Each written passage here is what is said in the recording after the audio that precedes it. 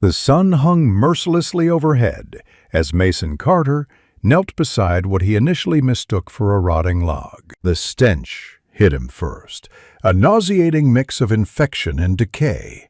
Then came the barely perceptible rise and fall that confirmed this mass was breathing. Mason leaned closer, his arthritic knees protesting against the gravel. What he saw made his stomach lurch. A German shepherd, once majestic, now reduced to a skeleton draped in fur, its body writhing, not from movement, but from thousands of ticks that created a living, pulsating second skin.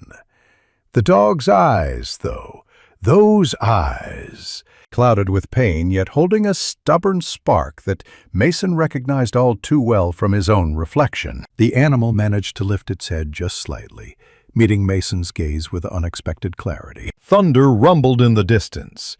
The ditch where the dog lay would flood within hours. Mason had to decide now. Leave a like and share your thoughts in the comments, along with the city you're watching from. Now, let's continue with the story. Mason Carter's weathered hands trembled slightly as he spread an old quilt across the back seat of his pickup. 15 years a widower, the Vietnam veteran had grown accustomed to the rhythm of solitude.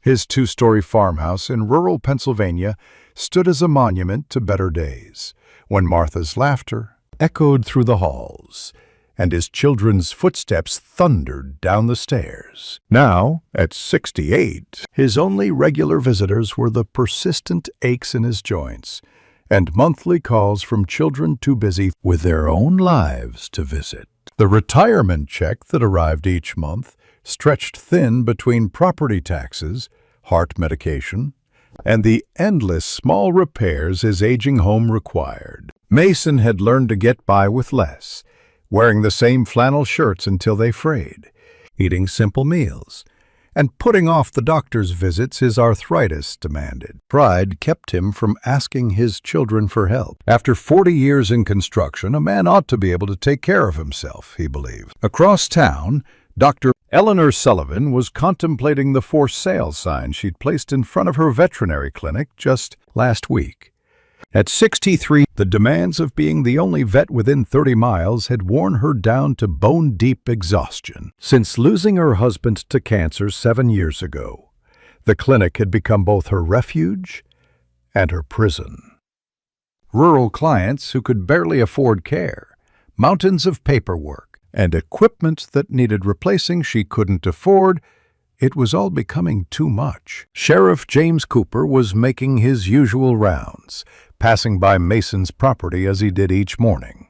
The county budget cuts meant less deputies and more territory to cover. At 55, Cooper had seen the slow decline of their once thriving community as factories closed and young people left. His approach to law enforcement was straightforward.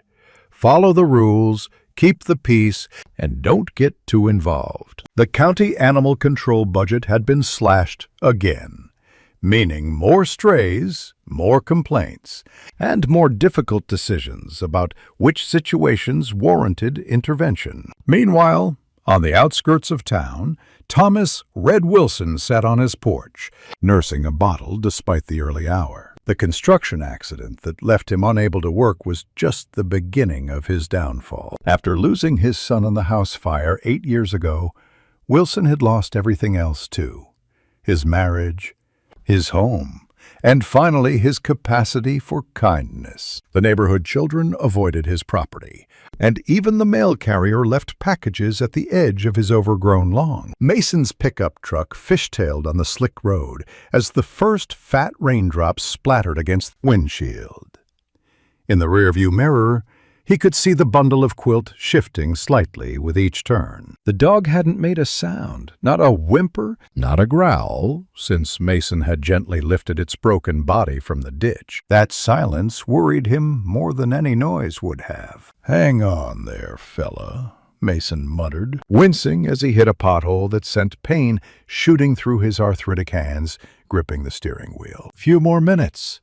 Dr. Sullivan's clinic appeared through the rain-streaked windshield, its Sullivan Veterinary Services sign flickering as lightning split the sky. Mason parked haphazardly near the entrance, the truck straddling two spaces, every movement deliberate and painful. He worked the door open against the strengthening wind and carefully gathered the quilt-wrapped bundle. The bell above the clinic door jangled as Mason shouldered his way inside, water streaming from his baseball cap. "We're closing early due to the storm," called a voice from behind the reception desk, where a young woman was packing up files. Her eyes widened as she took in the dripping man and the bundle in his arms. "Oh my, Dr. Sullivan! Emergency!" "Doctor?" Sullivan emerged from the back room, reading glasses perched on her nose, and fatigue etched in the lines around her eyes. At the sight of Mason standing there, soaked, and cradling something that dripped dark water onto her linoleum floor, she immediately motioned toward the examination room. "Janet, cancel my last appointment. Call the Thompsons and reschedule." Her professional demeanor took over as she held the door for Mason. "What have we got here?" The examination room's harsh fluorescent lighting revealed the full horror of the dog's condition, as Mason carefully laid the bundle on the stainless steel table. Dr. Sullivan's sharp intake of breath was the only indication of her shock, as she methodically began to assess the animal. "Found him in a drainage ditch off County Road 8, Mason explained, his voice rough. "Never seen anything like it. Those things, they're all over him." Dr. Sullivan's gloved hands moved with practiced efficiency, checking vital signs, examining the matted fur, and the seething mass of ticks that covered much of the dog's emaciated body. "Male German Shepherd, severely malnourished, dehydrated," she dictated, as if to an invisible assistant. "Extensive tick infestation, probable tick-borne illnesses, evidence of previous physical trauma, these older scars on the flank and muzzle." She looked up at Mason, her professional mask slipping just slightly. "This dog has been abused, Mr. Carter, and then abandoned to die." The examination continued in tense silence, broken only by the drumming of rain against the roof and Dr. Sullivan's clinical observations. Mason stood awkwardly in the corner, his wet clothes creating a puddle beneath him, his weathered face tight with concern. The clinic door jangled again, and Sheriff Cooper stomped in, shaking rain from his hat. "Eleanor, got your message about closing early. Thought I'd swing by to make sure—" He stopped short at the scene in the examination room. "What in God's name is that?" "That, Doctor," Sullivan said without looking up, "is a dog that someone tried to kill in about the cruelest way possible." Sheriff Cooper stepped closer, his hand instinctively moving to cover his nose. "Jesus Christ! I'm starting IV fluids and antibiotics, Doctor," Sullivan continued, sliding a needle into the dog's foreleg with practiced precision. "But, Mr. Carter, I need to be clear. This animal's prognosis is extremely poor. The treatment he needs will be extensive and expensive, with no guarantee of success." Mason shifted uncomfortably, acutely aware of the sheriff's presence. "How much are we talking?" The figure Dr. Sullivan quoted made Mason's heart sink. It represented nearly half of his remaining savings, money he'd been setting aside for the roof repairs his house desperately needed before winter. "The humane option might be euthanasia," Sheriff Cooper suggested, his tone gentle but practical. "County's overrun with strays as it is, and with the shelter at capacity." "He's not a stray anymore," Mason interrupted, surprising himself with the firmness in his voice, "and is not being put down. Not today." Dr. Sullivan and Sheriff Cooper exchanged glances. "Mason," Dr. Sullivan began carefully, "I understand how you feel, but this dog is suffering. The rehabilitation would take weeks, maybe months. The cost— I'm giving him 72 hours, Mason said, his jaw set in the stubborn expression his late wife had always called his mule face. If he wants to live, he'll show us. If not—" His voice trailed off. Thunder crashed overhead, making the lights flicker. In that moment of dimness, Mason could have sworn he saw the dog's eyes open, just briefly, seeking his own. 3 days, Mason repeated softly. That's all I'm asking. 3 days stretched into an agonizing vigil. Mason dozed in the uncomfortable plastic chair beside the treatment kennel, his arthritic hip protesting each time he shifted position. Dr. Sullivan had allowed him to stay after hours, recognizing the stubborn determination in the old veteran's eyes. The clinic's night lights cast long shadows across the room as monitors beeped softly, measuring out the precarious rhythm of the German Shepherd's life. 72 hours, Doctor, Sullivan announced, entering the treatment room with a clipboard. Her voice, though professional, carried an undercurrent of surprise. He's still with us, Mason. Mason straightened, wincing at the stiffness in his back. Told you he was a fighter. Dr. Sullivan checked the IV fluids and examined the dog's vital signs. The animal remained mostly motionless, but his chest rose and fell with greater strength than before. The painstaking process of removing thousands of ticks had left patches of raw skin that now glistened with antibiotic ointment. His skeletal frame remained terrifying to behold, but some indefinable change had occurred. The shadow of death that had hung so heavily around him had receded, if only slightly. "I'm going to test something," Dr. Sullivan said, reaching into her pocket. She pulled out a small silver whistle and blew it softly. The sound was barely audible to Mason, but the dog's ear twitched unmistakably. "What was that about?" Mason asked. "Special frequency whistle," she explained, watching the dog carefully. "Used in military and police dog training." I had a hunch. She moved to the dog's head and gently lifted his lip, examining his teeth. "These canines have been filed slightly. It's a modification sometimes done for rescue dogs to prevent accidental injury when pulling victims to safety." Mason leaned closer, intrigued. "You think he was a working dog?" "More than that. Watch this." Dr. Sullivan stood at attention and firmly commanded, "Position!"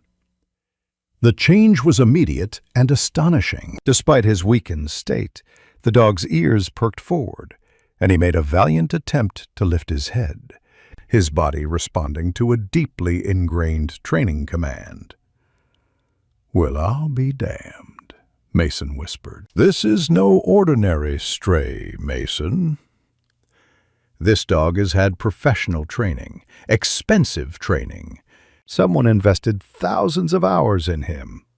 Dr. Sullivan's expression darkened, which makes his condition even more disturbing. The conversation was interrupted by Janet, the receptionist, poking her head in. "Dr. Sullivan, Sheriff Cooper is here." Sheriff Cooper entered, removing his hat respectfully as though entering the hospital room. "Heard our patient made it through the night. Tough old boy." He nodded toward the dog, then fixed his gaze on Mason. "You look like you've been rode hard and put away wet, Mason. When's the last time you went home?" Mason waved off the concern. "I'm fine right where I am." The sheriff and Dr. Sullivan exchanged knowing glances. Mason Carter's stubbornness was legendary in their small community. "Well, the dog's alive," Cooper acknowledged. "What happens now?" Dr. Sullivan hesitated. "Medically speaking, he's stable enough to be moved, but he needs around-the-clock care for at least 2 weeks. Specialized diet, medication schedule, wound treatment. The county shelter isn't equipped for that level of care." "I'll take him," Mason said without hesitation. "Mason," Dr. Sullivan began carefully, "this isn't like taking in a healthy dog. He needs medical supervision, and your house isn't set up for—" "I'll set it up," Mason interrupted. "My sunroom faces east. good morning lights, temperature controlled. I can put a bed in there, stay close by. Sheriff Cooper cleared his throat. Mason, I know you mean well, but have you thought this through? The cost alone. I've got savings. A savings you were going to use to fix that roof before winter hits, Cooper reminded him. Your children would have my hide if they knew I let you. My children don't get a say in how I spend my money, Mason said sharply. Then, more softly, Jim, I need to do this. Can't explain it, but I do. After a long silence, Dr. Sullivan sighed. If I write out detailed care instructions, provide the medications, and check in daily, it might work. She turned to Mason with a stern expression. But at the first sign his condition is deteriorating, he comes back here immediately. Agreed? Mason nodded, relief flooding his weathered features. By that afternoon, Mason's sunroom had been transformed. An old mattress lay on the floor beside a makeshift dog bed fashioned from blankets and pillows. The coffee table was covered with medications, gauze, and feeding supplies. Dr. Sullivan supervised as Mason carefully transported the dog from her clinic to his home. Have you thought of a name for him? She asked as they settled the still sedated animal onto his new bed. Mason hadn't. But as he watched the dog's response to the warmth of the sun streaming through the windows, a memory surfaced from his military days. Ranger, he said. He's got that look about him. The way he tried to position when you gave the command. Like a soldier. Ranger, Dr. Sullivan repeated, nodding.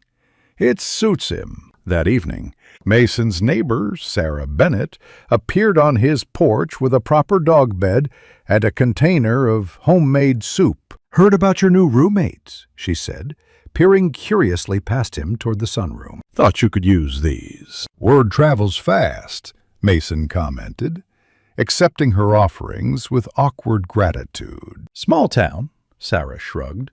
Besides, Janet from the vet clinic is my cousin. She hesitated. Is it true about how bad he was? Mason nodded grimly.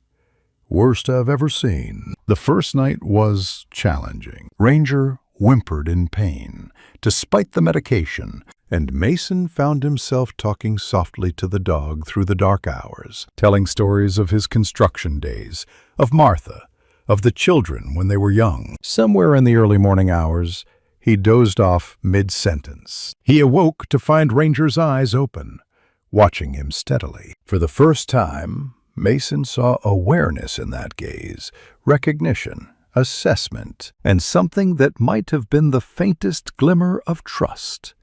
The phone rang, interrupting the moment. It was Michael, his oldest son, calling from Pittsburgh. Dad, Sarah Bennett called Lisa, who told her husband, who plays golf with my colleague Dennis, who thought I should know you've apparently adopted a dying dog. Mason rubbed his forehead. It's complicated, Michael.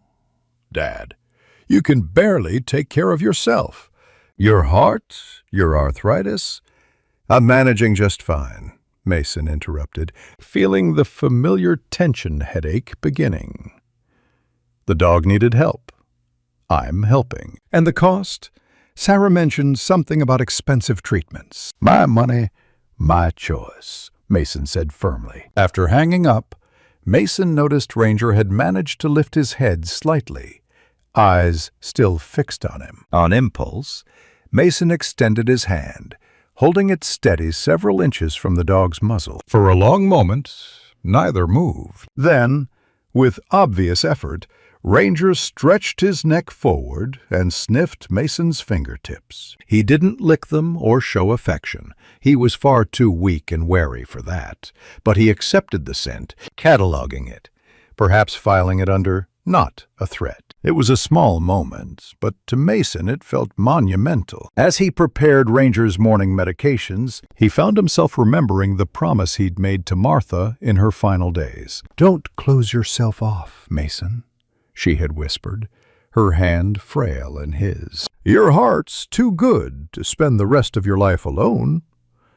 Promise me you'll open it again someday." He'd made the promise to comfort her, never expecting to keep it. Yet here he was, 15 years later, his heart cautiously opening to a broken creature who needed him. Outside, Sheriff Cooper parked his cruiser and approached the house, a folder tucked under his arm and a troubled expression on his face. By the second week, a rhythm had established itself in Mason's sunlit home. Each morning began with medication, hidden in small portions of the special high-calorie food Dr. Sullivan had prescribed. Mason would sit cross-legged on the floor beside Ranger's bed, speaking in low, even tones while the dog cautiously consumed his breakfast. The previous week's wariness had given way to a tentative routine, with Ranger's eyes tracking Mason's movements throughout the day. "That's it. Take your time," Mason encouraged, as Ranger lapped water from a shallow bowl. The dog's frame remained skeletal, but the angry red patches where ticks had been removed were beginning to heal, and tufts of new fur sprouted in the bare spots. Dr. Sullivan had warned it would be months before his coat fully returned, if ever. Mason had taken to reading aloud from yesterday's newspaper while Ranger rested, the sound of his voice seeming to soothe the dog. Sometimes, when Mason thought Ranger had fallen asleep, he'd find those intelligent eyes watching him with an intensity that felt almost like communication. "You're looking better today," Mason observed, carefully applying ointment to a particularly slow-healing wound on Ranger's flank. The dog tensed, but allowed the treatment. Progress from the first days when any touch had elicited trembling. "Few more weeks, you might even be handsome again." Dr. Sullivan's daily visits had become a fixture in their schedule. She arrived each afternoon, medical bag in hand, her clinical assessments gradually giving way to something warmer as Ranger's condition improved. "His blood work is improving," she announced on day 14, reviewing the latest results. "Still anemic, but the tick-borne infections are responding to the antibiotics." She watched as Ranger accepted a gentle scratch behind the ears from Mason. "And he's clearly bonding with you." "Just getting used to me is all," Mason demurred, though he couldn't hide the pleasure in his voice. Dr. Sullivan sat at Mason's kitchen table, removing her reading glasses with a sigh. "I've been researching that tattoo we found inside his ear. It's partially obscured by scarring, but I'm fairly certain it's a service dog registration number. I've sent inquiries to several agencies." Mason nodded thoughtfully. "Makes sense with how he responds to commands. Sheriff Cooper find anything?" "Not yet. He's checking missing dog reports from surrounding counties." She hesitated. "Mason, I need to talk to you about your health." Mason stiffened. "Nothing wrong with my health that concerns anyone but me. I'm a doctor, even if my patients usually have 4 legs. I can see you're in pain. You're favoring your left side. You've got shortness of breath when you bend over, and you've lost weight since this started." "Just busy taking care of him," Mason deflected. "You've missed your cardiology appointment. Sarah mentioned she saw the reminder card on your counter." Mason's expression hardened. "Small towns can't sneeze without everyone knowing." "Small towns look after their own," Dr. Sullivan corrected gently. "You need to see Dr. Phillips. Ranger is stable enough now that you can leave him for a few hours." Mason changed the subject, but the seed of concern had been planted. That night, after taking his own neglected heart medication, he sat beside Ranger's bed and admitted aloud what he hadn't wanted to acknowledge to Dr. Sullivan. "Truth is, boy, I'm scared to go. Last time they talked about procedures, specialists in Pittsburgh." He stroked Ranger's head softly. "Money I'm using to get you well, and I can't bring myself to regret that choice." Ranger lifted his head, and for the first time deliberately pressed his muzzle into Mason's palm. The following day brought a breakthrough. Mason had been researching rescue dog training online. Learning the standard commands, these specialized animals were taught. On impulse, he stood at attention and issued a clear command. "Ranger, stay!" The response was immediate. Despite his weakened state, Ranger's posture shifted subtly, his eyes focused intently on Mason, his body becoming still in a trained response that transcended his physical condition. "Good boy," Mason whispered, amazed. He tried another. "Ranger, come." The dog struggled to rise, his atrophied muscles trembling with the effort.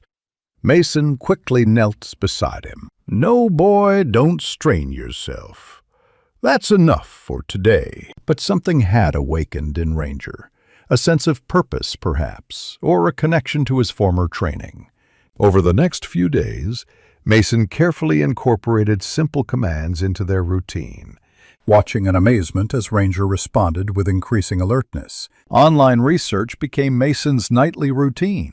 After Ranger fell asleep, he scoured websites about rescue dogs, learning about their training, their psychology, their extraordinary capabilities. The more he learned, the more convinced he became that Ranger had once been exceptional at his job. "Says here you fellas can detect a person under 6 feet of snow," Mason read aloud from an article.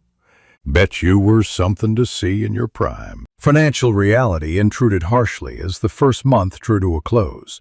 Mason sat at his kitchen table surrounded by bills, the latest for Ranger's medications, his own prescriptions, the property taxes due next month, and an estimate for the roof repairs that couldn't be postponed much longer. His retirement savings had dwindled alarmingly. With reluctance, he began listing items for sale in the local paper. His collection of vintage fishing gear, tools he'd held onto from his construction days, even Martha's china that the children hadn't wanted. The decisions were painful, but when he looked at Ranger, now able to walk short distances around the sunroom, the sacrifice felt worthwhile. Word had spread throughout their small community about the tick dog, as people had taken to calling Ranger. Mason was surprised one Sunday to find Pastor Williams at his door. "The congregation took up a special collection," the pastor explained, handing Mason an envelope, "for Ranger's care." Mason's pride warred with necessity. "That's mighty kind, but it's not charity, Mason. It's community." The pastor smiled. "Besides, half the town wants to meet this miracle dog when he's feeling better." Similar gestures followed. Sarah brought home-cooked meals for both you boys. The local pet store donated a proper dog bed and supplies. The butcher saved marrow bones that Mason could boil for strengthening broth. Each offering eased Mason's financial burden slightly, while knitting him back into the community he'd withdrawn from after Martha's death. Sheriff Cooper's visits became regular as well, though they took on a more official tone after his third week of investigation. "Found something interesting," he announced, spreading documents on Mason's kitchen table. "Ranger's service tattoo matches records from Mid-Atlantic Rescue Service. He was quite the hero, certified for both disaster response and search and rescue. Worked several major incidents, including the Westbrook mine collapse 4 years ago. Saved 9 lives during his career." Mason absorbed this information with a mix of pride and confusion. "So what happened? How does a decorated rescue dog end up half dead in a drainage ditch?" Cooper's expression tightened. "That's the troubling part. According to their records, he was adopted out to a private owner 3 years ago, after a leg injury limited his field work. Perfectly normal procedure. But the adoption records are incomplete. Missing address information. Inconsistent follow-ups. Someone falsified records? Can't say for certain, but something doesn't add up." Cooper gathered his papers. "I'm still digging." As Ranger's physical recovery progressed, the psychological scars became more apparent. The first thunderstorm after his arrival sent him into trembling panic, wedging himself behind the sunroom sofa despite his weakness. Mason sat on the floor nearby, talking softly until the storm passed. Certain movements, a hand raised too quickly, the sound of glass breaking when Mason dropped a mug, would trigger a cowering response that broke Mason's heart.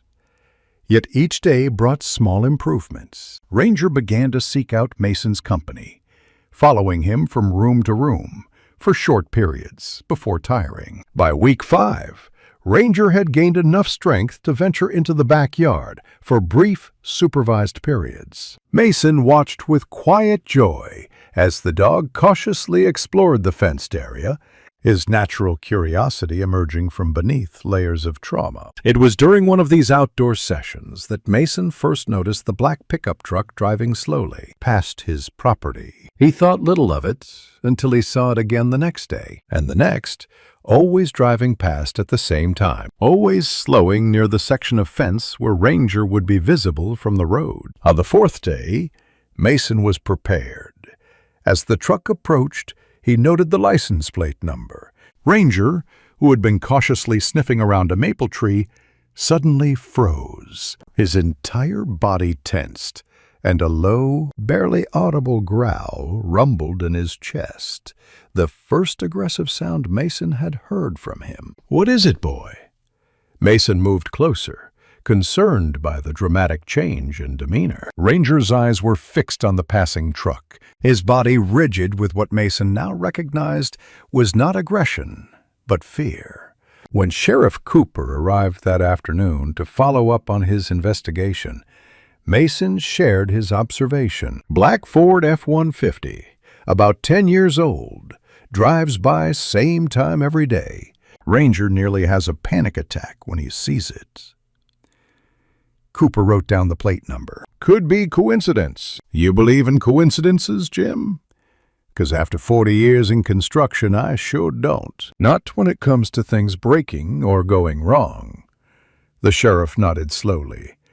"I'll run the plates." Mason's phone rang that evening as he was preparing dinner, a simple stew that would provide meals for several days. It was his daughter Lisa calling from Denver. "Dad, Michael says you're spending your savings on a stray dog? Is that true?" Mason sighed, stirring the pot one-handed. "Your brother should mind his own business." "You are our business, Dad. Michael says you're selling Mom's things?" "Just the china neither of you wanted." "That's not the point." "What about your roof? What about your heart medication?" "I'm managing," Mason said firmly. "Dad, you can't risk your health for a stray." "Ranger's not a stray anymore. He's mine. And I don't recall asking for your permission about how I spend my money." The conversation ended tensely. Mason set down the phone and found Ranger watching him from the doorway. Having gathered enough strength to navigate the short hallway from the sunroom to the kitchen. "Well, look at you," Mason said, momentarily forgetting his frustration. "Decided to join me for dinner?" That night, Mason woke to an unfamiliar sensation, a weight pressing against his leg. He opened his eyes to find Ranger had somehow managed to climb onto the bed and was curled against him, sleeping soundly for the first time since his arrival. Careful not to disturb him, Mason gently placed a hand on the dog's side, feeling the steady rhythm of his breathing. In that moment, any doubt about his decisions vanished. Sheriff Cooper arrived unannounced the next morning, his expression grave. "Ran those plates," he said without preamble. "Truck belongs to Thomas Wilson. Goes by Red." Mason frowned. "Name's familiar. Used to work construction until an accident laid him up. Lives out past the old mill." Cooper hesitated. "He's got a history, Mason. Drunken disorderlies, couple domestic calls back when he was married. Animal Control's been out there twice on welfare complaints, but nothing they could act on. You think he had something to do with Ranger?" "Can't prove anything yet." Cooper glanced toward the sunroom where Ranger was resting. "But his reaction to the truck is telling." That afternoon, Dr. Sullivan arrived for her checkup looking troubled. After examining Ranger, she joined Mason in the kitchen, declining his offer of coffee. "I've got the lab results from Ranger's blood work," she began, placing a folder on the table. "There's something concerning. His blood shows traces of thallium." "What's that when it's at home?" "Rat poison, essentially. Low levels, but it's there. This wasn't just neglect, Mason. Someone was deliberately poisoning him. Mason felt a cold fury building inside him. Wilson.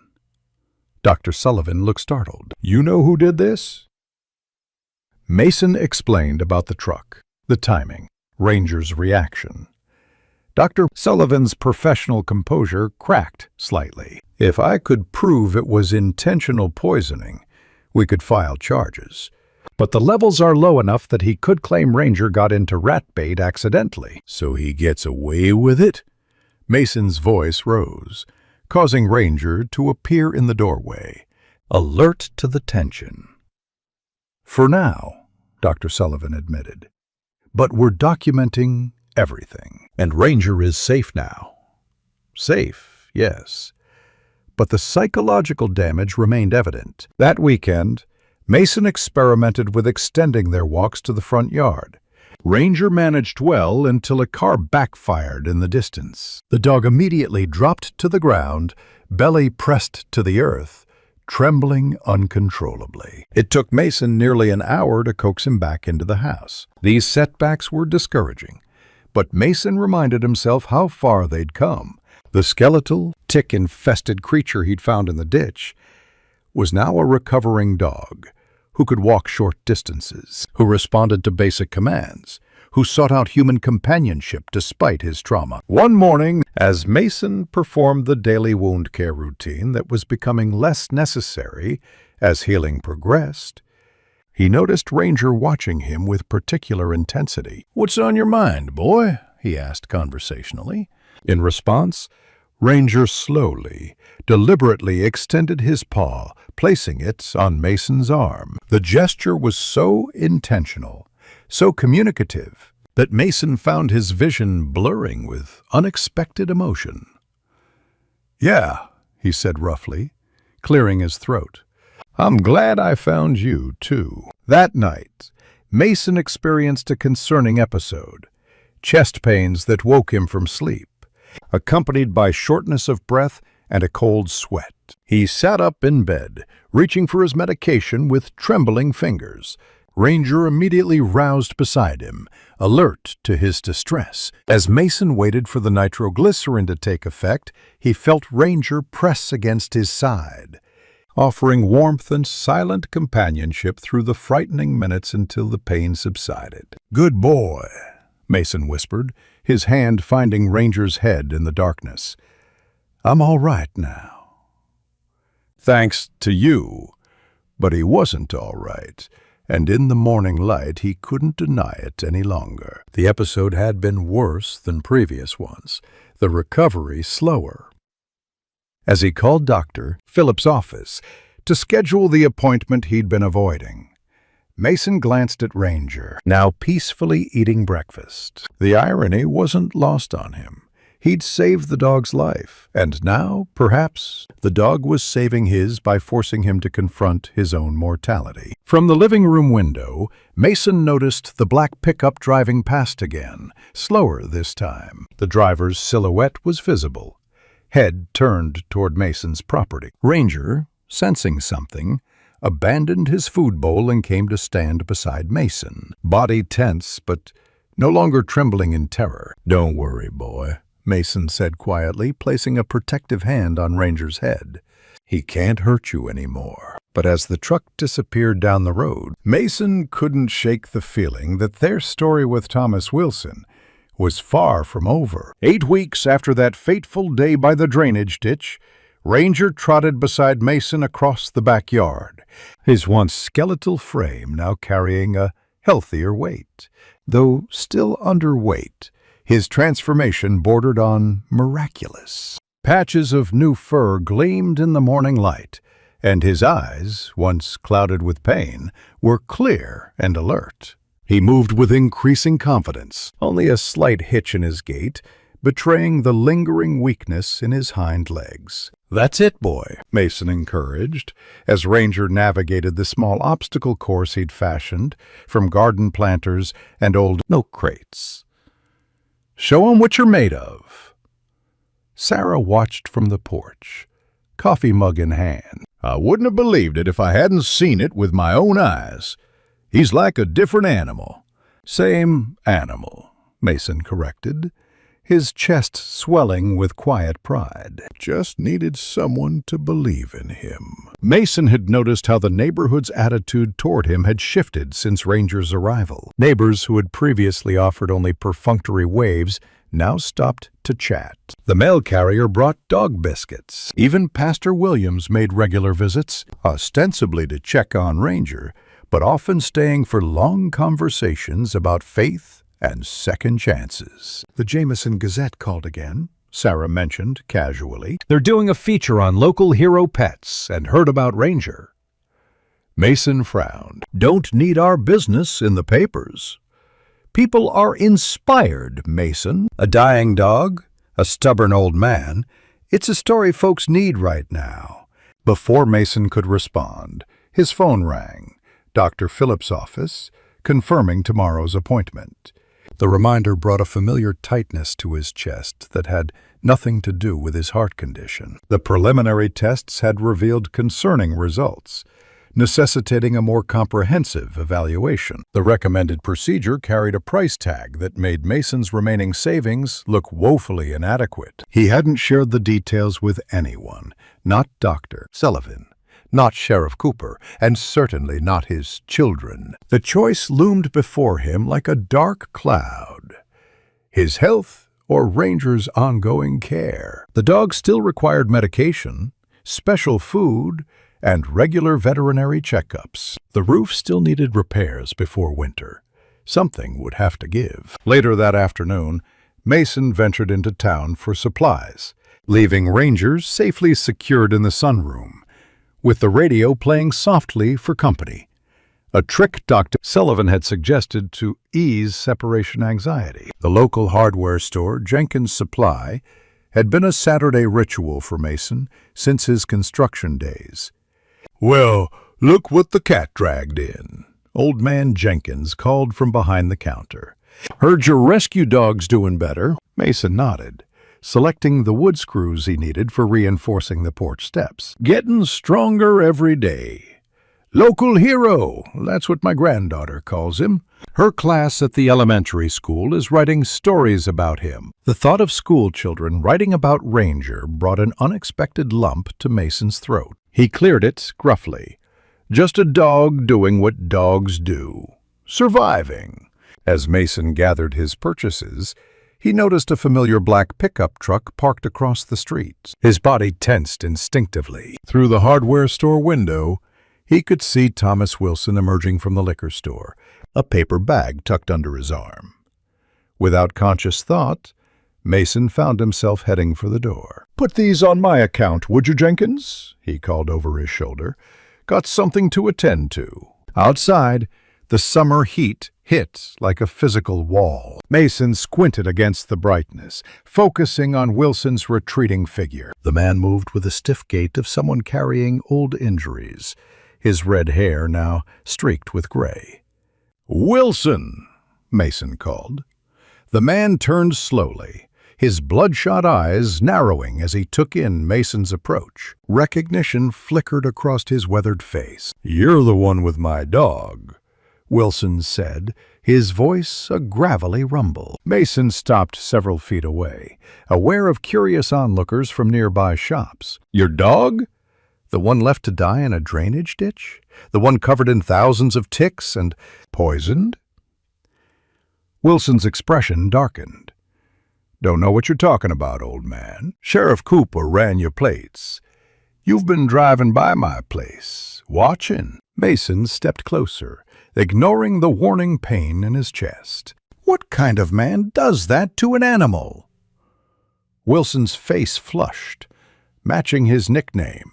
"That mutt got what he deserved." The words were slurred slightly, suggesting the paper bag wasn't his first drink of the day. He was a rescue dog. He saved lives. Mason could feel his pulse pounding in his temples. "Didn't save my boy, did he?" Wilson snarled, a flash of raw grief breaking through his belligerent exterior. "All those people he supposedly saved, but not my Jeremy," found his way out himself, while that useless animal barked in circles. The non sequitur caught Mason off guard. "What are you talking about?" But Wilson was already turning away, shoulders hunched defensively. "Keep the damn dog. He's as worthless to me as he was that night." Mason watched him go, pieces of a puzzle he hadn't known existed clicking partially into place. The confrontation left him shaken, his heart racing dangerously. He made his way to a bench outside the post office, sitting heavily as he fumbled for his nitroglycerin tablets. Sheriff Cooper found him there 10 minutes later, alerted by a concerned Jenkins who had witnessed the exchange. "You all right, Mason?" Jenkins said you looked ready to collapse. Mason waved away the concern. "I'm fine." But Wilson admitted it, Jim. Said Ranger got what he deserved. That's admission of guilt, isn't it? Cooper sat beside him, his expression troubled. "It's something. Not enough for charges yet, but it gives us direction." He paused. "He mentioned his son?" "Jeremy. Said something about Ranger not saving him, about the boy finding his own way out, while the dog barked in circles." None of it made sense. Cooper's face grew somber. "Actually, it might. I've been looking into Wilson's background. 8 years ago, there was a house fire at his place.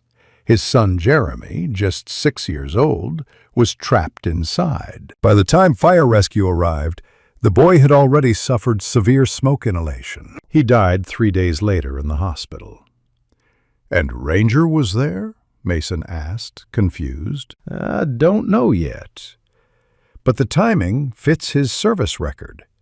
I'm waiting on the full incident report." Mason returned home to find Ranger waiting anxiously by the sunroom door, relief evident in his whole body as Mason entered. The dog pressed against his legs, a gesture of reassurance that had become their ritual greeting. "Sorry I'm late, boy," Mason said, kneeling despite his protesting joints to embrace the dog. "Had a run-in with someone from your past." That evening, local news featured a segment about the miracle dog of Chester County, complete with before and after photographs Dr. Sullivan had provided. Mason watched with mixed emotions as the reporter praised the community's efforts and his dedication.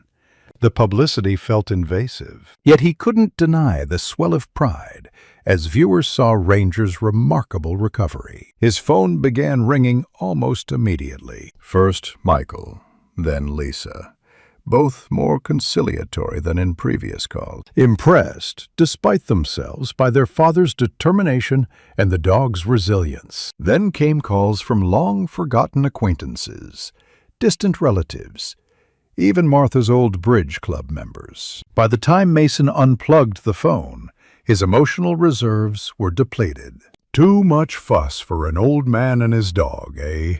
he murmured to Ranger, who had remained loyally by his side through each call. "Tomorrow's going to be a longer day. Best get some rest." Morning brought the dreaded appointment with Dr. Phillips. Mason rose early, his movements slow and deliberate as he attended to Ranger's needs before his own. The dog sensed something amiss, following Mason with unusual attentiveness, pressing close when Mason sat to tie his shoes. "I'll be back soon," Mason promised, scratching behind Ranger's ears. "Sarah will look in on you at noon." Dr. Phillips' office was sterile and cold, the examination thorough and concerning. The cardiologist's expression remained professionally neutral as he reviewed test results, but Mason had spent too many years reading structural problems in buildings not to recognize trouble when he saw it.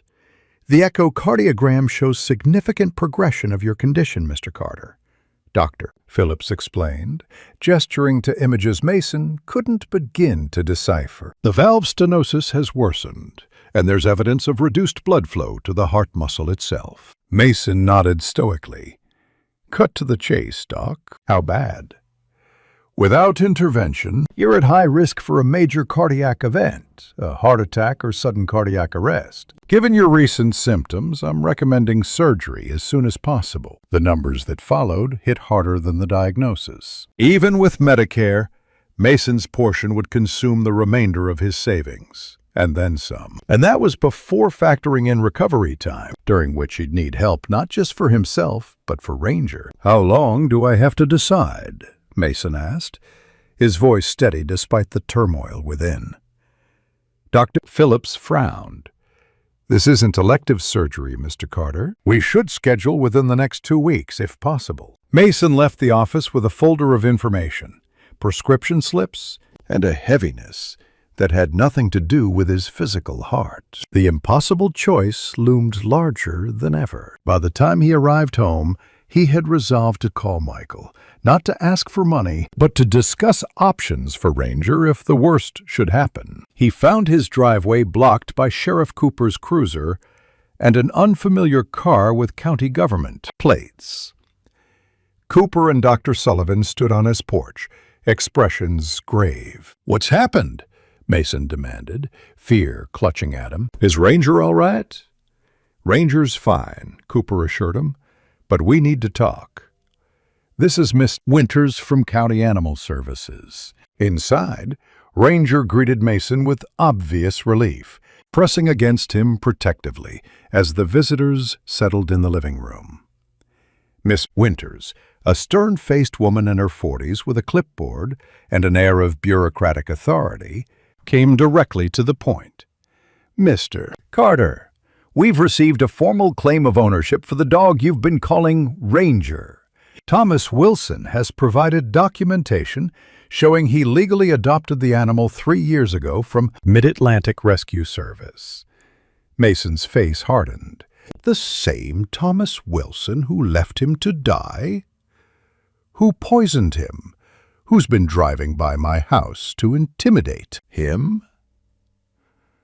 "Alleged abuse is a separate issue, Mr. Carter. Ownership is straightforward. Either you have documentation, or you don't." Dr. Sullivan interjected, her voice controlled but intense. "This dog was found abandoned, covered in parasites, malnourished, and poisoned. Miss Winters, surely the county has protocols for suspected abuse cases." "We do," Ms. Winters acknowledged, "and Animal Services will investigate those claims. But in the meantime, legal ownership must be established." Sheriff Cooper cleared his throat. "There's more to this than paperwork, Catherine. I've been investigating connections between Wilson and this dog's service history." "Suspected connections," she corrected. "Without concrete evidence, we have to follow procedure.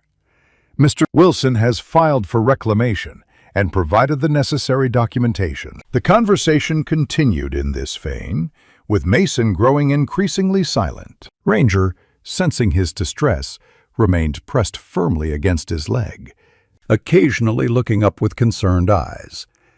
After Miss Winters left with a warning that a determination would be made within days, Sheriff Cooper and Dr. Sullivan stayed behind. "This is ridiculous," Dr. Sullivan fumed.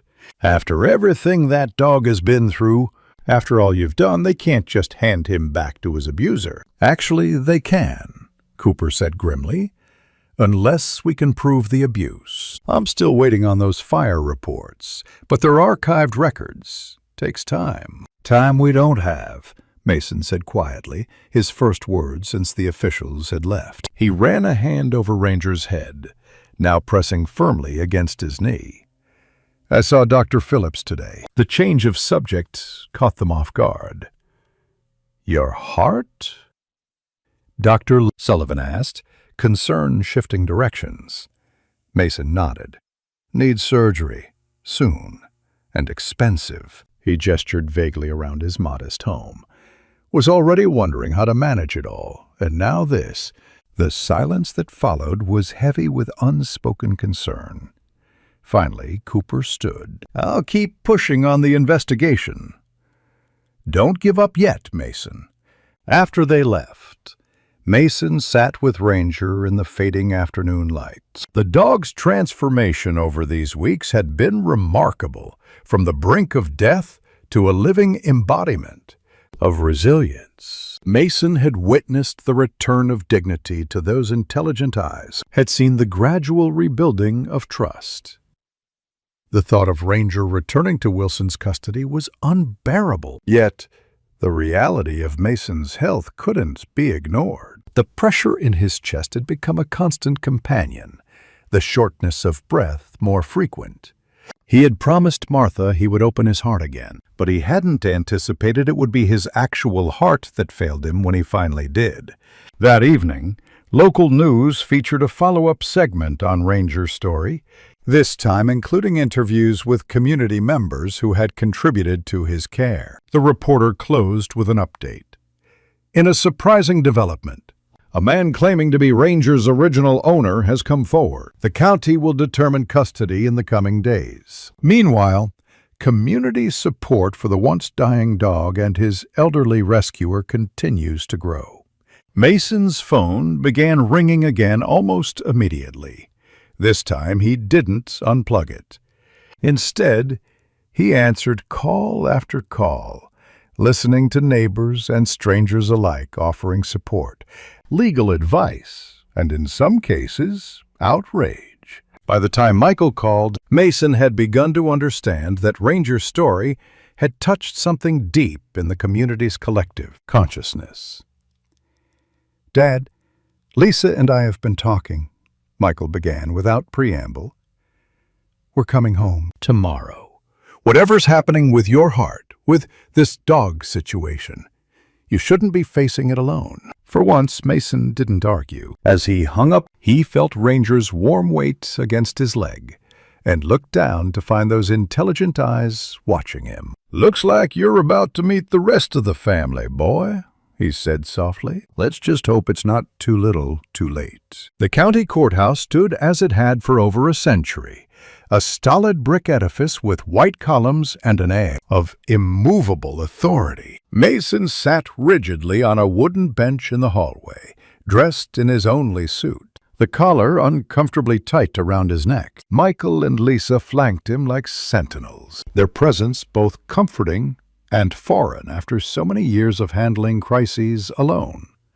"The judge has a good reputation," Michael murmured, checking his watch for the 5th time in as many minutes. His corporate efficiency had kicked in upon arrival, organizing paperwork, consulting with the attorney he'd insisted on hiring, making calls to his contacts in local government. Lisa reached over to straighten Mason's tie. "Try not to worry, Dad. The community's behind you." Indeed, the courthouse hallway was filled with familiar faces. Sarah Bennett, Pastor Williams, Dr. Sullivan, even Old Man Jenkins from the hardware store. The local newspaper had run a front-page story about Ranger's journey and the custody dispute, prompting an outpouring of support that had caught Mason off guard. Ranger himself remained at home, with Sheriff Cooper's deputies standing guard, a precaution after Wilson had been spotted driving past the property 3 times the previous day. The courtroom doors opened, and the bailiff called for all parties in the Wilson versus Carter case to enter. Mason rose slowly, conscious of the stiffness in his joints and the irregular fluttering in his chest that had become more pronounced since his cardiology appointment. Judge Harriet Montgomery, a silver-haired woman with piercing eyes behind rimless glasses, presided over the hearing with brisk efficiency. Wilson sat at one table with his attorney, a harried-looking public defender. Mason and his family occupied the other censures, joined by the lawyer Michael had retained, a polished woman named Rebecca Steinman, who specialized in animal welfare cases. "This is a simple property dispute," Wilson's attorney began. "Mr. Wilson has provided documentation proving he legally adopted the animal in question 3 years ago from Mid-Atlantic Rescue Service. While the dog was temporarily missing from his custody, ownership was never surrendered or transferred.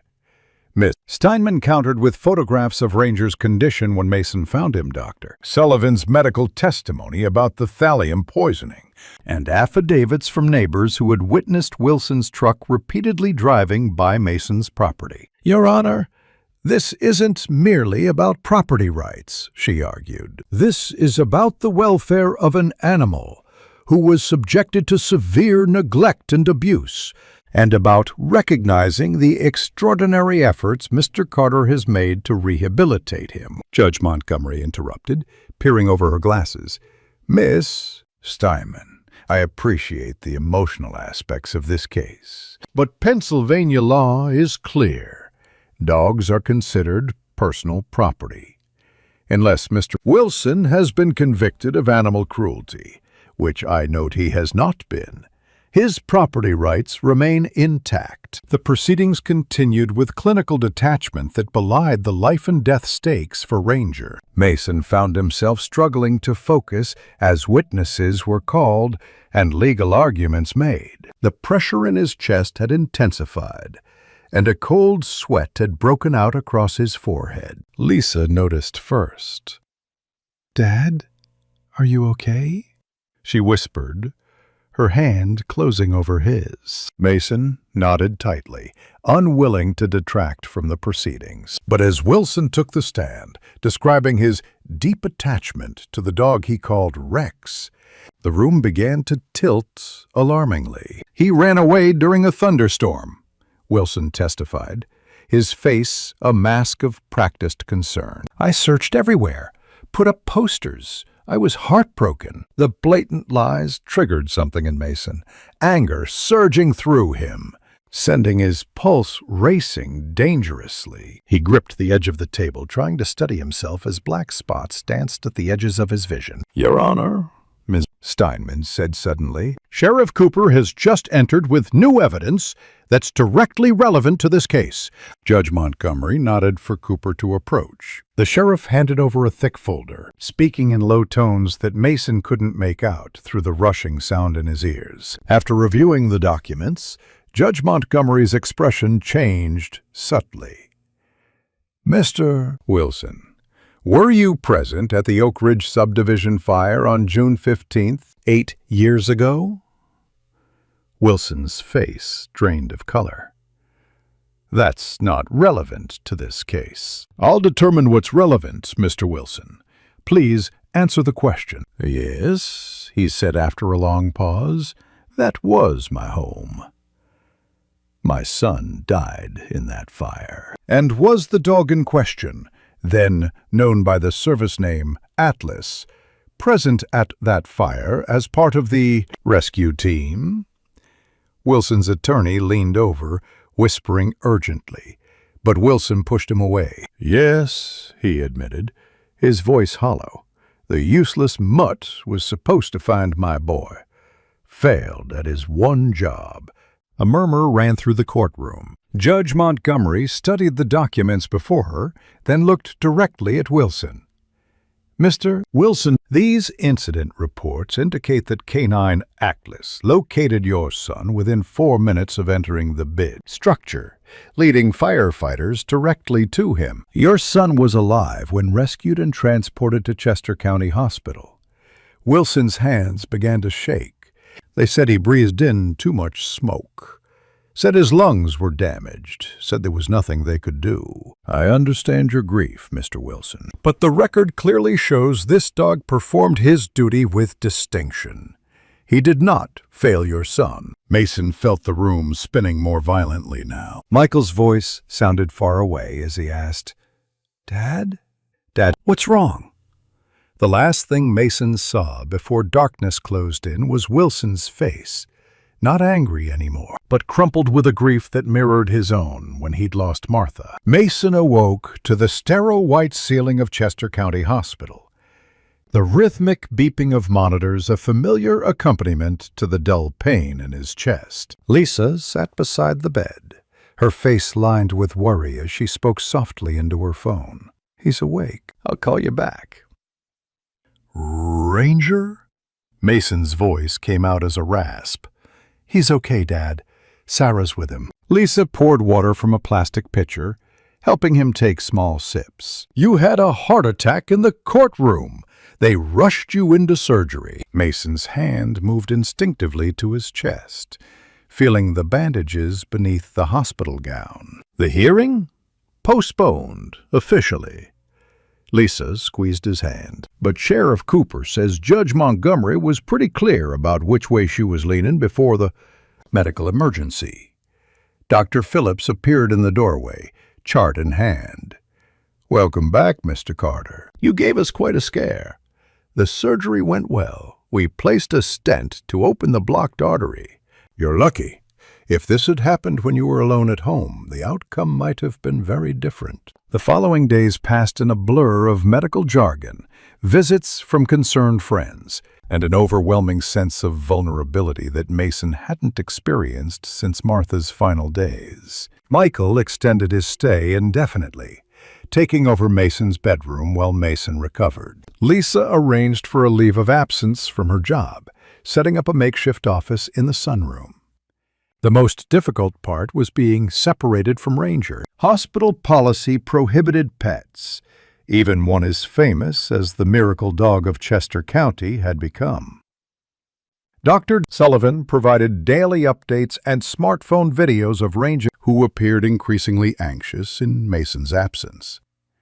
"He's not eating well," Dr. Sullivan reported on day 3. "Keeps looking for you, searching the house." Mason, still tethered to monitors and IV lines, felt a corresponding ache that had nothing to do with his surgery. "Tell him I'm coming home soon." On the 5th day, as Mason was attempting to eat the hospital's version of meatloaf, Sheriff Cooper appeared in the doorway. "You up for a visitor?" he asked. Before Mason could respond, Cooper stepped aside, revealing Thomas Wilson. The man looked markedly different from the belligerent figure in the courtroom. Shoulders slumped, eyes bloodshot from something other than alcohol, hands fidgeting with the brim of a worn baseball cap. Mason's immediate instinct was refusal, but something in Wilson's demeanor gave him pause. He nodded once, and Cooper stepped out, leaving the two men facing each other across an expanse wider than the hospital room. "They said you nearly died," Wilson began awkwardly, "in the courtroom." Mason nodded. "Happens when you get old. Parts wear out." A heavy silence followed, broken only by the steady beep of the heart monitor. Finally, Wilson spoke again, his voice rough with emotion. "I've been wrong. About a lot of things." He twisted the cap in his hands. "That dog, Ranger, Atlas, whatever his name is, he didn't fail Jeremy, I did. Passed out drunk while my boy played with matches upstairs." Wilson's voice broke. "Easier to blame the dog than face that." Mason said nothing, allowing the man's confession to unfold. "I withdrew my claim this morning," Wilson continued. "Signed the papers giving up all rights to him. He's yours now, legally." He met Mason's gaze for the first time. "For what it's worth, I'm sorry for what I did to him, for what I put you through." Before Mason could respond, Wilson turned and walked out, leaving behind the scent of regret and the first stirrings of what might have been forgiveness. That evening, Dr. Phillips delivered unexpected news. "Your insurance approved home care for your recovery," he announced. "We can discharge you tomorrow, provided you have adequate support at home." "He does," Michael confirmed from the doorway, where he stood with Lisa and Dr. Sullivan. "We've got everything arranged." What they had arranged, Mason discovered upon returning home the following afternoon, was nothing short of a homecoming celebration. Neighbors had gathered on his front lawn, a hand-painted banner reading, "Welcome home, Mason and Ranger," stretching across the porch. But the true celebration came when Sarah emerged from the house with Ranger on a leash. The dog froze for a moment, eyes locked on Mason being helped from the car. Then, with a joyous bark that seemed to contain all the emotion of their shared journey, Ranger bounded forward, stopping just short of jumping on his fragile human, instead pressing his body against Mason's legs with unmistakable relief. For the first time since the courthouse, Mason felt his heart beating with something other than pain. The autumn leaves drifted lazily across Mason's front yard as he eased himself into the porch rocker, a quilt draped over his knees despite the mild October afternoon. 2 months had passed since his surgery, a period of slow recovery marked by small victories and persistent challenges. Ranger lay at his feet, alert eyes tracking a squirrel's progress across the yard, but body remaining loyally positioned beside his. Human. Mason Carter, if you've been lifting those bags of mulch again, I swear I'll call your children. Dr. Sullivan admonished as she climbed the porch steps, medical bag in hand. Just supervising, Mason replied with a wry smile, gesturing toward Michael, who was indeed spreading mulch around Martha's perennial beds in preparation for winter. Dr. Sullivan's visits had transitioned from daily medical checkups to weekly social calls that happened to include blood pressure readings and medication reviews. Today, however, she carried an official-looking envelope along with her usual bag. "Sheriff Cooper asked me to drop this by," she explained, handing over the envelope. "The complete file on the Oak Ridge fire. He thought you should have it." Mason took the envelope but didn't immediately open it. "Not sure I need to dredge all that up again. Wilson's gone. Ranger's legally mine. Case closed. Sometimes understanding the whole story helps with healing," Dr. Sullivan said softly. "For both of you," she nodded toward Ranger, who had perked up at Wilson's name, a lingering response they were working to desensitize. After she'd gone, Mason sat with the unopened envelope on his lap, watching Michael work in the garden. His son had extended his visits into what was beginning to look like a permanent return, taking over the upstairs bedroom and gradually sorting through decades of accumulated possessions. Lisa had returned to Denver, but called daily, coordinating with local contractors about the roof repairs now scheduled for next week. The familial involvement that Mason had once resisted now felt like a sturdy framework supporting his recovery. Even more surprising was the community that had rallied around him, from Pastor Williams organizing a medication delivery schedule to Sarah bringing her legendary pot roast every Sunday. The isolation that had defined his widowhood had been quietly, persistently dismantled by a half-dead dog found in a drainage ditch. Finally, Mason opened the envelope. Inside was the official fire investigation report, complete with photographs, witness statements, and the detailed timeline of rescue efforts. He began reading, Ranger shifting position to press closer against his legs, as if sensing the heaviness of the moment. The report painted a devastatingly clear picture. The fire had started in the Wilson family kitchen. Faulty wiring in a coffee maker, not Jeremy playing with matches, as Wilson had claimed. Thomas Wilson had indeed been intoxicated, but was not unconscious. He had attempted to reach the second floor, where Jeremy was sleeping, but was driven back by smoke and flames. Neighbors had restrained him from re-entering the burning structure until fire crews arrived. K9 Atlas, Ranger, had entered the building with his handler, a firefighter named Robert Martinez. According to Martinez's statement, the dog had immediately indicated toward the second floor and led rescuers to Jeremy's bedroom closet, where the boy had hidden from the smoke. Jeremy was extracted within 4 minutes of the team's entry, still breathing but suffering from severe smoke inhalation. The medical examiner's report was attached. Extensive smoke damage to the lungs, carbon monoxide poisoning. The emergency room doctor who had treated Jeremy was listed as Eleanor Sullivan, M.D. Mason paused, rereading the name with a jolt of recognition. Before her veterinary career, Dr. Sullivan had been an emergency physician. She had been the one to pronounce Jeremy Wilson dead after 3 days in intensive care. The final pages contained the official commendation for Canine Atlas and Handler Martinez, noting that their actions had given Jeremy his only chance at survival. The injury that had eventually led to Atlas's retirement was documented as well.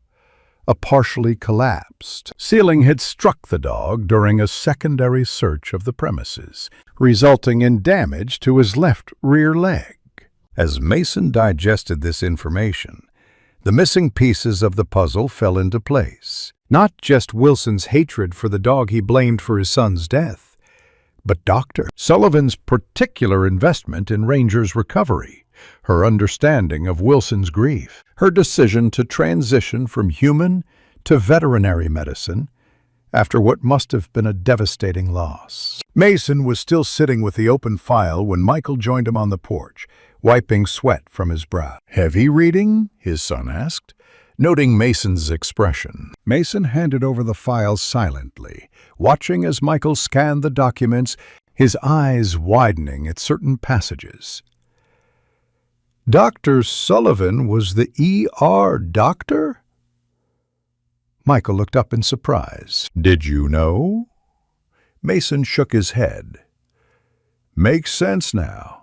Her connection to Ranger, to this whole situation." A car door slammed at the bottom of the driveway, interrupting their conversation. Sheriff Cooper approached, accompanied by a well-dressed woman carrying a briefcase. "Hope we're not interrupting," Cooper called.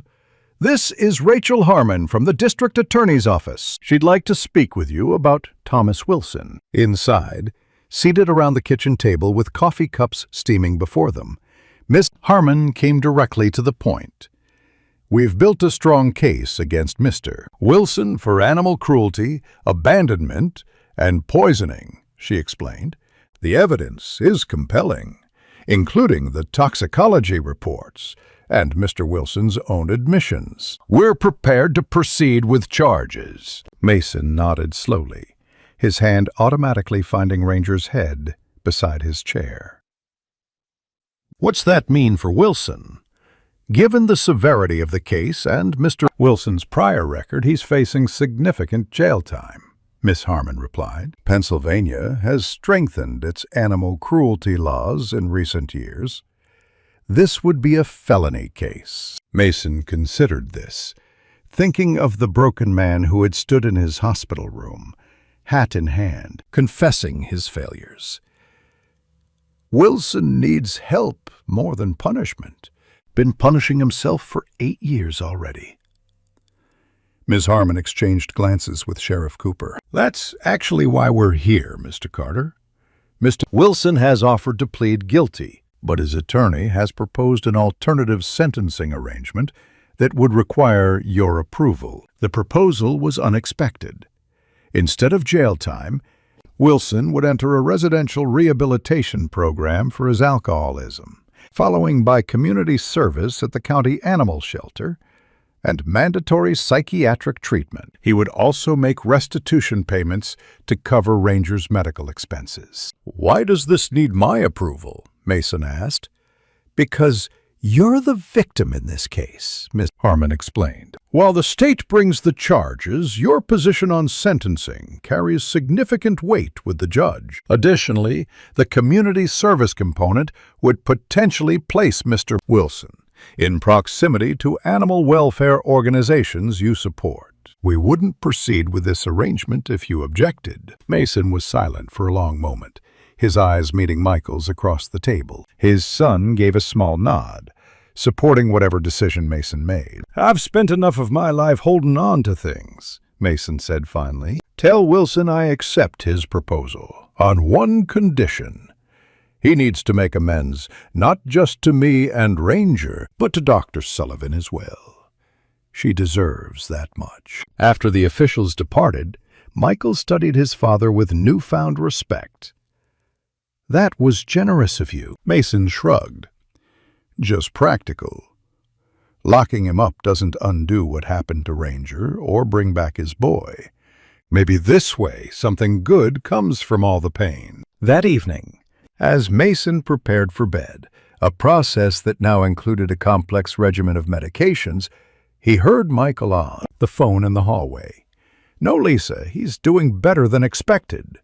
"Stubborn old goat." Michael's voice carried affection beneath the exasperation. "The contractors confirmed for Monday. New roof before the first snow." Mason smiled to himself. Martha would have enjoyed seeing their children step up this way, working together, despite the geographical and temperamental distances that had separated them in adulthood. As if sensing his thoughts, Ranger padded into the bedroom, having been officially cleared by Dr. Sullivan to sleep on the bed during Mason's recovery. "Come on up, boy." Mason patted the quilt beside him. "Reckon we've both earned some rest."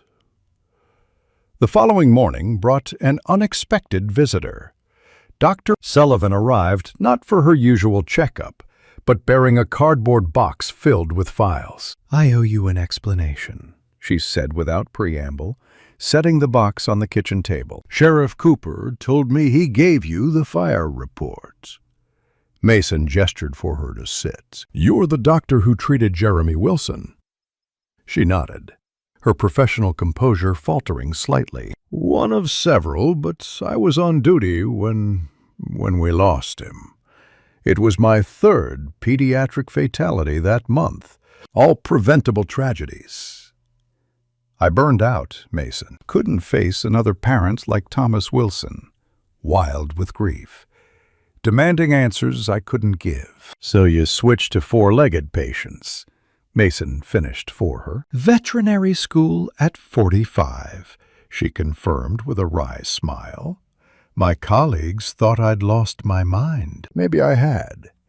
She opened the box, removing a photograph of a much younger Dr. Sullivan in emergency room scrubs, kneeling beside a German shepherd in a service vest. "This was my first encounter with Atlas, with Ranger." He was part of the crisis response team that came to the hospital after a particularly difficult night in the ER.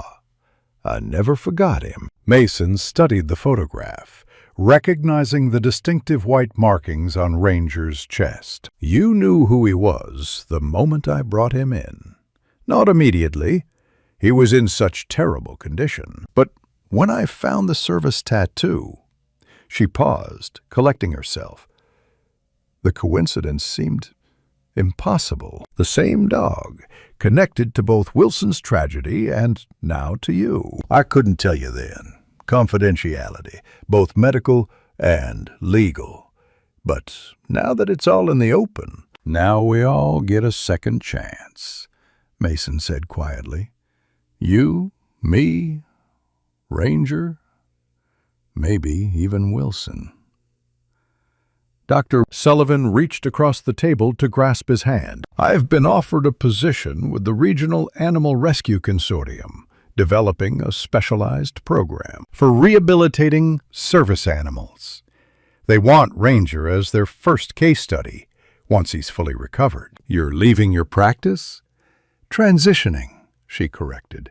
"Fewer sprained paws, more meaningful work. At our age, isn't that what we're all looking for?" Mason thought about this as he watched Ranger and Michael through the window, engaged in a careful game of fetch that respected both the dog's healing leg and Mason's newly repaired heart. Second acts, second chances. The pattern of their interconnected lives seemed less random now, more like a tapestry whose design only became clear when viewed from a distance. That afternoon, as golden October light bathed the yard, Mason's phone rang. It was Rebecca Steinman, the attorney who had represented him in the custody case. "Mr. Carter, I just received some paperwork you should know about," she began. "Thomas Wilson has formally requested that the court records acknowledge Ranger's service history. He's petitioning to have the dog's original commendation for the Oak Ridge Fire Rescue reinstated in the Ward County records." "Meaning what, exactly?" Mason asked. "Meaning he's publicly acknowledging that Ranger performed his duty heroically that night. It's a significant retraction of his previous claims." She paused. "There's more. Wilson has enrolled in the rehabilitation program. and has already begun the intake process. His first counseling session was yesterday. After hanging up, Mason sat on the porch steps, watching as Ranger explored the yard with newfound confidence. The dog, who had once been too weak to stand, now moved with increasing grace, his body rebuilding itself through the same combination of medical intervention and sheer determination that had saved Mason's life. "We've come a long way, haven't we, boy?" Mason murmured as Ranger returned to settle beside him, head resting on his knee. The truth about their intertwined paths, Ranger's, Wilson's, Dr. Sullivan's, and his own, had been hidden beneath layers of grief and misunderstanding, like Ranger's identity concealed beneath thousands of ticks. Now exposed to the light, that truth offered not just clarity, but the possibility of healing for all of them. 1 year later, Mason stood at the edge of the community park, watching as Ranger demonstrated a search pattern for a group of wide-eyed children. The German Shepherd moved with purpose, his once skeletal frame now robust and powerful, coat gleaming in the spring sunshine. At Dr. Sullivan's command, he located a volunteer hidden behind the playground equipment, barking triumphantly to signal a successful find. And that's how search dogs help find people who are lost or trapped, Dr. Sullivan explained to the elementary school field trip gathered around her. "Ranger here was one of the best in his day, and he's helping us train our next generation of rescue dogs." A small girl raised her hand. "Did he get those scars from saving people?" Dr. Sullivan exchanged a glance with Mason before answering. "Some of them, yes. Others remind us that even heroes can need rescuing sometimes." The Chester County Animal Rescue Center's grand opening celebration had drawn a substantial crowd. The converted warehouse now housed state-of-the-art training facilities, veterinary treatment rooms, and rehabilitation spaces for injured and traumatized animals. Dr. Sullivan's vision, bolstered by unprecedented community support and a substantial grant from a national animal welfare organization, had transformed from dream to reality in just 10 months. Mason made his way carefully through the gathering, nodding to familiar faces. His pace remained deliberate, a lasting reminder of his cardiac event, but the color had returned to his cheeks, and the consistent exercise prescribed as part of his recovery had trimmed his frame and strengthened his endurance. "There he is, the man of the hour!" Pastor Williams clapped Mason on the shoulder. "Though I suspect Ranger's stealing your thunder again." Mason chuckled. "He's welcome to it. Never did care much for being the center of attention."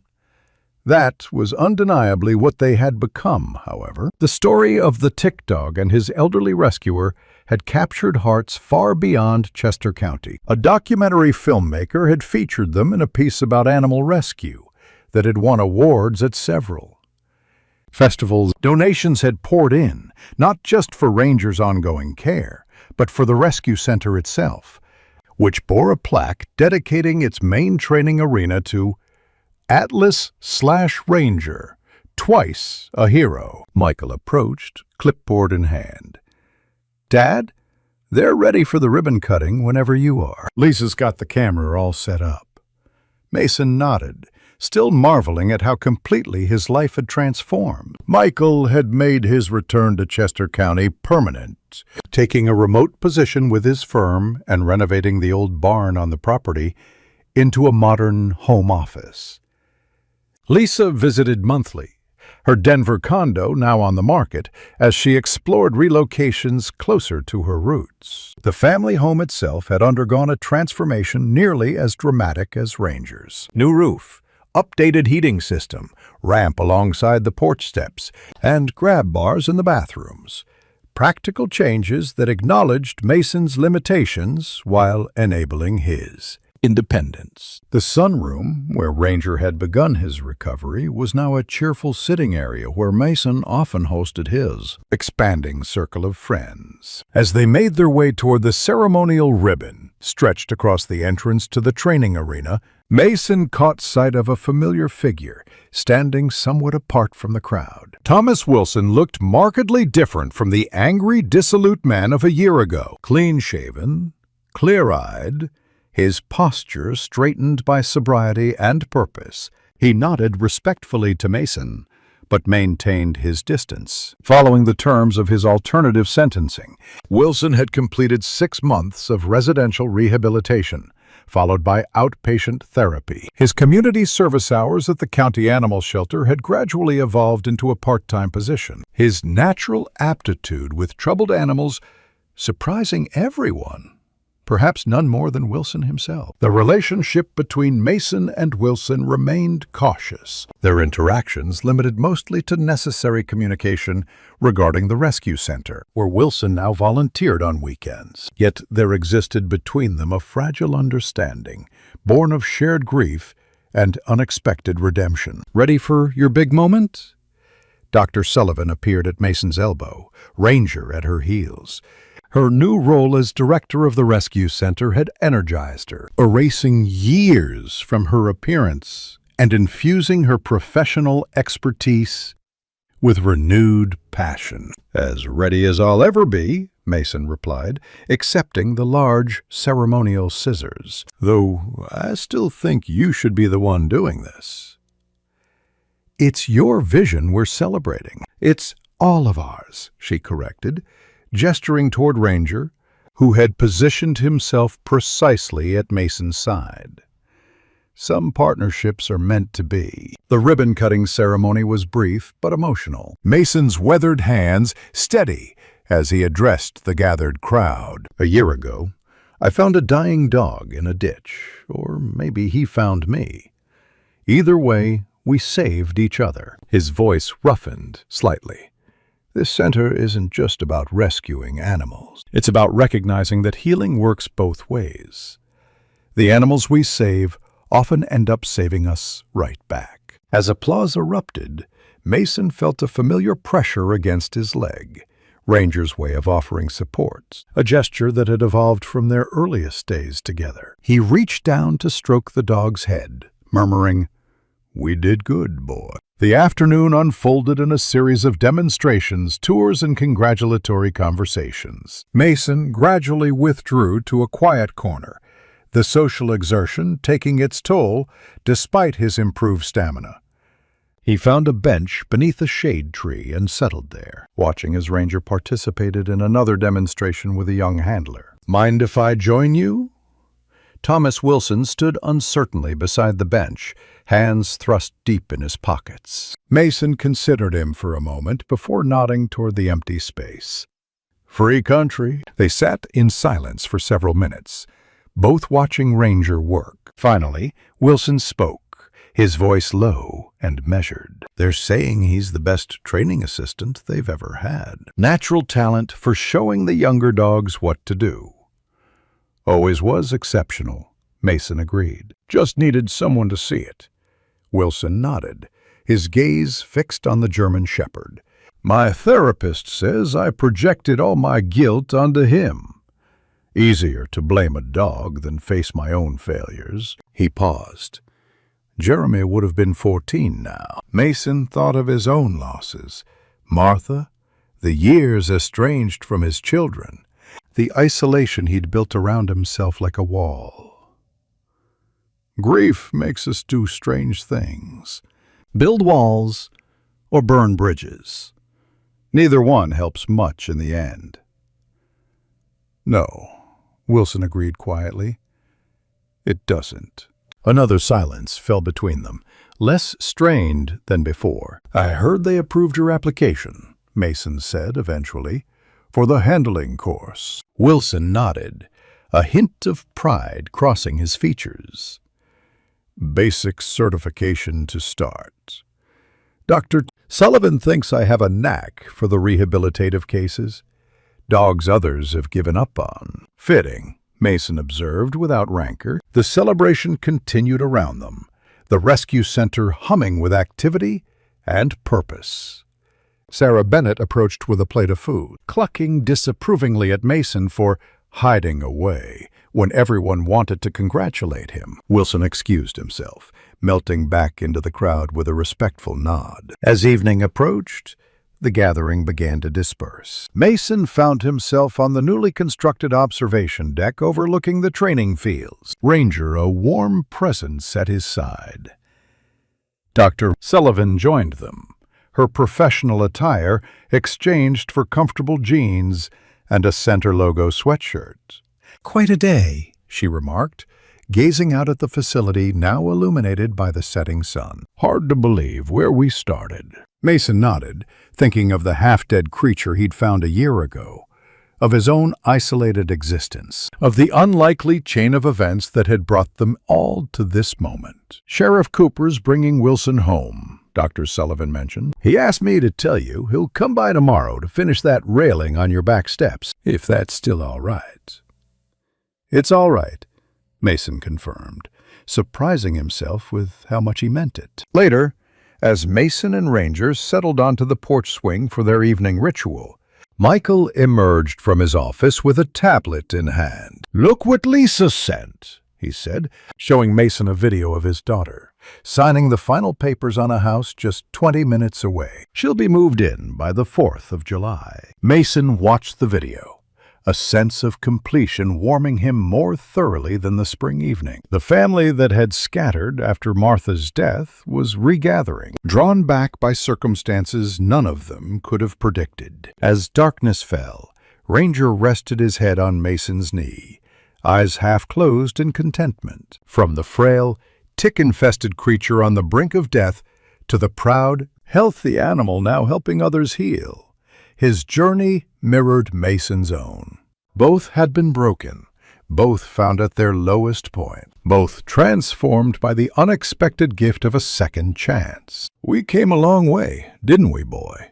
Mason murmured, his hand finding the spot behind Ranger's ears that always made the dog sigh with happiness. Above them, stars emerged in the darkening sky, countless points of light illuminating a world that, for all its sorrows, still contained immeasurable possibilities for healing, connection, and love. Sometimes, life's greatest blessings arrive in our darkest moments. Mason Carter thought his days of purpose were behind him until he found Ranger, a dying German shepherd, covered in ticks, abandoned in a ditch. What began as an act of compassion transformed into a journey of mutual healing that awakened a community and mended a family fractured by time and distance. Through cardiac surgery, custody battles, and confronting painful truths, Mason discovered that it's never too late for second chances. His journey reminds us that even when our bodies begin to falter, our capacity to love and make a difference remains undiminished. Every one of us, regardless of age or circumstance, has something valuable to offer, whether to an abandoned animal, an estranged family member, or a neighbor in need. The walls we build in grief can become bridges of connection when we find the courage to open our hearts again. Has an unexpected encounter ever changed the direction of your life? What small act of kindness might you offer today that could ripple outward in ways you never imagined? Share your story in the comments. Your experience might be exactly what someone else needs to hear right now.